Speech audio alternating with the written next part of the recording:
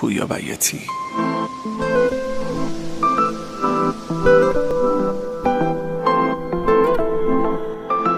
Studia Sara Production presents. چه کنم با دردایی که با توی دلم میذارم، چه کنم با فردایی که از دیروزم بیزارم، چه کنم با بی کسی ها منم و دل واپسی ها، چه کنم تا دلتنگی ها دست از سر من بردارم، چه کنم با دردایی که با توی دلم میذارم، چه کنم با فردایی که از دیروزم بیزارم، چه کنم با بی کسی ها منم و دل و پسی ها، چه کنم تا دلتنگی ها دست از سر من بردارم. چرا هیچکی تو این دنیا احساسم رو نمیدونه؟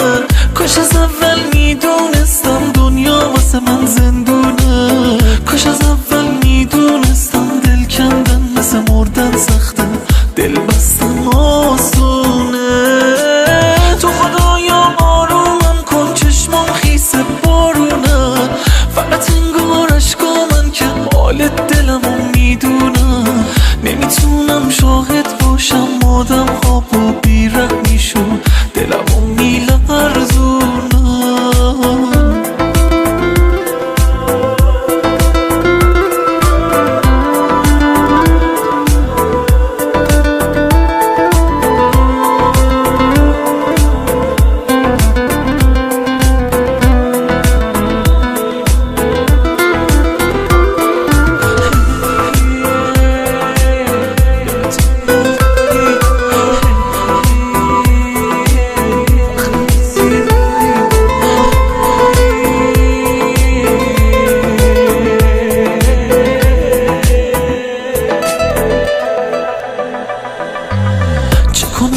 تقویمی که زیر پای پاییزه، چه کنم با تصمیمی که از دل شور لبریزه، چه کنم با خستگی ها منم و دل بستگی ها، چه کنم با روحم با این آواره بی انگیزه، چه کنم با تقویمی که زیر پای پاییزه، چه کنم با تصمیمی که از دل شور لبریزه، چه کنم با خستگی ها منم و دل بستگی ها، چه کنم با روحم با این آواره بی انگیزه.